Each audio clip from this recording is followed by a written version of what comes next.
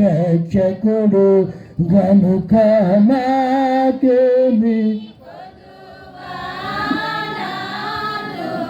ఆయన అలా పాడితే యాకోబు గారు ఏమంటున్నారు, నీకు జ్ఞానం పొదువుగా ఉంటే, జ్ఞానం లేకపోతే ఎవరిని అడగాలి? పాస్టర్ గారిని కాదు, అమ్మని కాదు, మాస్టర్ని కాదు, ఎవరిని అడగాలి? దేవుని. ఎంత క్లియర్గా రాశాడు చూడండి యాకోబు గారు తన పత్రికలో. మీలో ఎవరికైనా జ్ఞానము కొదువుగా ఉన్నాడలా వాటడు దేవుని అడుగువలెను. ఏమనుగ్రహిస్తాడు? జ్ఞానం అనుగ్రహిస్తాడంట. కొదువైంది ఈ లోకంలో. బుద్ధిమాన్యం గల పిల్లలను చూసి తల్లిదండ్రులు ఎంత బాధపడతారు చెప్పండి? చాలా బాధపడతారు కదా. వాడు ఏ టైంని ఎలా ఉంటాడో ఇబ్బంది, చాలా బాధ. ఆ కన్న తల్లిదండ్రులకి ఆ బిడ్డ వారు ఎదురుకుండా అలా ఉంటే వాళ్ళకి గుండె తరుక్కుపోతూ ఉంటుంది. చాలా బాధ, ఓర్చుకోలేరు, సహించలేరు, ఏడుస్తూ ఉంటారు. కానీ దేవుడు ఏమంటున్నాడంటే, నన్ను అడగండి, మీరు ఎవరికైనా జ్ఞానం కలుగుకుంటే దేవుణ్ణి అడగండి.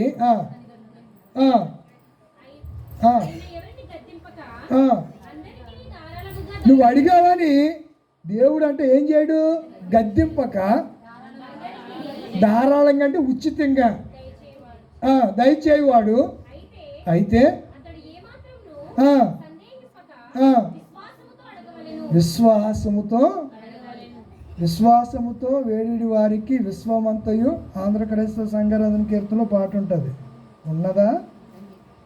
విశ్వాసముతో వేడేడు వారికి విశ్వమ. చాలండి. కనుక విశ్వాసంతో అడగాలి. దేన్ని? జ్ఞానాన్ని. కొన్నిసార్లు తల్లిదండ్రులు బిడ్డల గురించి అడగరు. అలాంటి తల్లిదండ్రులు ఉన్నారు ఇప్పుడు. ఎంచోపు వీళ్ళు, మా ఆవిడంటది ఆ ప్రార్థనలో మీకోసం చేస్తుందిలే చేసి, మా పెద్ద తమ్ముడిని జ్ఞాపకం చేసుకో ప్రభు, మా చిన్న తమ్ముడిని జ్ఞాపకం చేసుకో, మా అన్ని ఎంచోపు ఆడవాళ్ళకి ఈ ఎంచోపు వీళ్ళ గురించేనా, ఇంకెవరి గురించి ఉండదు ఏంటో నాకు అర్థం కాదు. ప్రార్థన అయిపోయాక నేను క్లాస్ పీకితే నా మీద దెబ్బలాడుతుంది. మరి చెయ్యొద్దా? నా రక్త సంబంధుల కోసం, మా అన్నదమ్ముల కోసం చేసుకోవద్దా ప్రార్థన? చేయొద్దని కాదు, అందరి కోసం చేయాలి. మనం అందరి కోసం. క్రైస్తవుని యొక్క విధి ఏంటంటే అందరి కోసం చేయాలి, మన కోసం మనం కాదు. ఇతరుల కోసం చేస్తే కుప్పలుగా దేవుడు మనకి దీవెనలు, ఆశీర్వాదాలు అనుగ్రహిస్తాడు.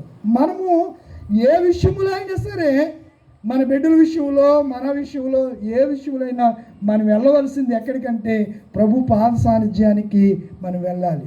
దేవుని పాదాలను ఆశ్రయించాలి, దేవుని అడగాలి. అడిగితే ఆయన మన అవసరతలన్నీ తీర్చే దేవుడు. తీర్చకుండా ఉండడం కొంచెం ఆలస్యం అవుతుంది, కొంతకాలం సమయం పడుతుందేమో, కానీ ఆ సమయంలో తగిన కాలంలో దేవుడు తప్పకుండా కార్యాలు చేసే దేవుడు. దేవుని నామానికి మహిమ కలుగునుగాక. ఆమేన్.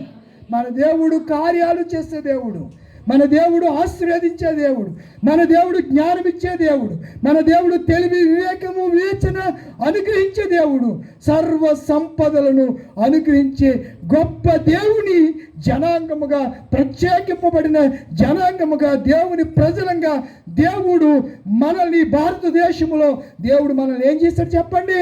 ఏర్పాటు చేసుకున్నాడు, ప్రత్యేకపరుచుకున్నాడు. ఎంత కృప అంటే దేవుడు మనకిస్తున్న కృప. ఎంతగా మనము దేవుని కృపను మనం ఈ దినాల్లో పొందుతున్నాము అని అంటే, మన జీవితంలో జరిగిన కార్యాలే అవి సజీవ సాక్ష్యాలు. ఇందాక మీరు చెప్పినట్టు కూడా సజీవ సాక్ష్యమే కదా. ఒకప్పుడు వర్షంలో ఆ గుడిసెలో ఆ మూల మేము కూడా అటువంటి పరిస్థితి నుంచి వచ్చినోడిని. ఇప్పుడు ఉంటాకి ఇల్లు లేదు, నాకు వంటకి ఇల్లు లేదు, అద్దెంట్లో ఉంటున్నాను. 30 లక్షలు ఇట్లు కట్టిన ఇల్లు ఏం పడగొట్టేసాడు ఇలా రాజుగారు, మోజేసి రాజుగారు. తెలుగుదేశానికి వేసి మా కొంప ముంచేసాడు కదంటే. ఒక ఓటు ఉందా? వేసావా? ఎవరికి? తెలుగుదేశానికి వేసేసావు కదా నువ్వు. ఊరికి సరదాగా అన్నాను తమ్ముడు. ఏం చేస్తావు? దేవుడు ఇస్తాడు, తప్పనిసరిగా దేవుడు ఇస్తాడు. తగిన కాలంలో దేవుడు మరలా అంతకంటే రమ్యమైంది, నివాసయోగ్యమైన గొప్ప ఇంటిని దేవుడు ఇస్తాడు. విశ్వాసం అంతే. విశ్వాసం అంతే. దేవుడు మనల్ని అసలు విడిచిపెట్టడండి. ఇశ్రాయేలు కాచేవాడు కునుకోడు, నిద్రపోడు. యాకోబు ఇందాక చదువుకున్న వాక్యంలో మాట చెప్పి ముగిస్తాను. అంటాడని ముగించడం అలా చెప్తూ ఉంటాడు అంటారు, మీరు తిట్టుకుంటారే కదా, లేదా ఒక మాట జ్ఞాపం చేస్తాను. యాకోబు వెళ్ళినప్పుడు ప్రార్థన చేసుకున్నాడు 28వ అధ్యాయంలో. ఇప్పుడు వచ్చేస్తున్నాడు, ఎక్కడికి? కనానికి వస్తున్నాడు. వచ్చేటప్పుడు కూడా ఏం చేస్తున్నాడు? ప్రార్థన చేస్తున్నాడు. అర్థమవుతుందా? వెళ్ళేటప్పుడు ఏమైనా ప్రార్థన చేశాడో ఆదికాండం 28 చూడండి. 28 తప్పు చెప్పానా? చూడండి.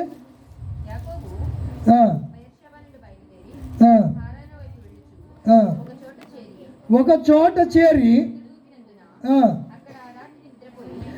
అక్కడ రాత్రి నిద్రపోయి అమ్మ అంతా చదివితే మనకి టైం లేదు, ఒక మాట జ్ఞాపం చేస్తాను చూడండి. ఎక్కడ చదువుతా అంటే 13వ వచనానికి వచ్చారా. మరి యెహోవా దానికి పైగా నిలిచి నీ తండ్రి అయిన అబ్రహాము తను ఎవరో పరిచయం చేసుకుంటున్నారు. ఎవరికి? దేవునికి కదమ్మా, యాకోబుకి. ఎక్కడ చూస్తారా మీరు? చూడండి, సరిగ్గా చూడండి. మరి యెహోవా దానికి పైగా నిలిచి, అంత క్లియర్గా ఉంటే తప్పు చెప్తే ఇలాగా, నేను నీ తండ్రి అయిన అబ్రహాము దేవుడును ఇస్సాకు దేవుడనైనా యెహోవాను నీవు పండుకొని ఈ భూమిని నీకు నీ సంతానానికి ఇచ్చేది, నీ సంతానం ఇలా అవుతుంది అని చెప్పాడు. 22వ వచనానికి వచ్చేయండి. 22వ వచనానికి 21వ వచనానికి వచ్చేయండి. అప్పుడు యాకోబు నేను తిరిగి నా తండ్రి ఇంటికి క్షేమంగా వచ్చినట్లు దేవుడు నాకు తోడై ఉండి నేను వెళ్ళుచున్న ఈ మార్గములను కాపాడి తినుటకు ఆహారమును ధరించుకుంటూ వస్త్రము నాకు దయచేసిన ఎడల యెహోవా నాకు దేవుడై ఉండును. మరియు స్తంభముగా నేను నిలిపిన ఈ రాయి దేవుని మందిరమగును. మరియు నీవు నాకు ఇచ్చిన 10వ వంతు నిశ్చయముగా నీకు చెల్లించదనని మొక్కుకున్నాడు. ఎవరు? అప్పటికి ఆయనకి ఏమవ్వలేదంటే పెళ్ళి అవ్వలేదని చెప్పాలి. అప్పుడు పెళ్ళయింది యాకోబు గారికి. అమ్మ జీవకుమారి గారు పెళ్ళయింది, అప్పటికి అవ్వలేదు కదా. అలాన్నీ మోసం చేసి వెళ్ళిపోతున్నాడు. ఎవరు చెప్తేనే? మీరు చెప్తే వెళ్ళిపోయాడు. రెపకమ్మ చెప్తే వెళ్ళిపోయాడు. ఎక్కడ చంపేస్తాడు మా అన్నయ్యాడికి అసలు కోపం ఎక్కువ, వేసేస్తాడో కేతక అనుకున్నాడు. భయపడి వెళ్ళిపోతుంటే దేవుడు ఆ రాత్రి పరిచయం అయ్యాడు. ఇందాక చదివింది ఏంటి? వచ్చేటప్పుడు సంగతి. వెళ్ళేటప్పుడు దేవుడు ఏం చెప్పాడు? నిన్ను ఆశీర్వదిస్తాను, బోర్డు సంపదిస్తాను. ఇచ్చాడా లేదా? అదండి మన దేవుళ్ళో ఉన్న స్పెషాలిటీ. ఇస్తానన్నాడు, దేవుడు మాట తప్పుడు, చెప్పాడు, చెప్పినట్టుగానే చేశాడు.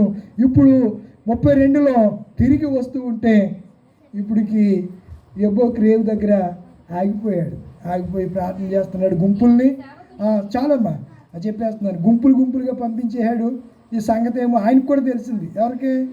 యాషావు వాళ్ళ అన్నయ్యకి తెలిసింది. వాడేమో 450 మందితో వచ్చేస్తున్నాడు అని చెప్పి ఎవరితో చెప్పారు? యాకోబు చెప్తే ఈయనుకుంటున్నాడు మా వాడు అసలు పొగరపోతాడు, వీడికి ఇంకా నా మీద ఏం తగ్గలేదు, కోపం తగ్గలేదు, మొత్తానికి వేసేస్తాడు. ఎంత తెలుగో చెప్పండి యాకోబు గారికి, ఎంత తెలుగు చూడండి. 3 గుంపులు చేసేసాడు. ఓ గుంపు మీద పడ్డాడు అనుకో మా అన్ని సైన్యం, ఓ గుంపు తప్పించుకోవచ్చని. తిరిగితే అటువంటి యాకోబుని వచ్చి చూసి నేర్చుకోవాలని మనం. ఇప్పుడు కూడా యూదుల యుద్ధ తంత్రం ఇదే. వాళ్ళు ఎక్కడ ఒక్క బ్యాచ్గా ఉండరు, వాళ్ళు విడిపోతూ ఉంటారు. ఇప్పుడు కూడా మైగ్రేట్ అయిపోతూ ఉంటారు. ఎక్కడికి వెళ్తే అక్కడ పాతుకుపోతారు అంతే. పాతుకుపోతామంటే ఎక్కడికి వెళ్తే అక్కడ స్థిరపడతారు, అక్కడ బాగా సంపాదించుకుంటారు. తర్వాత ఎక్కడికి వచ్చేస్తారు? ఇజ్రాయెల్కి.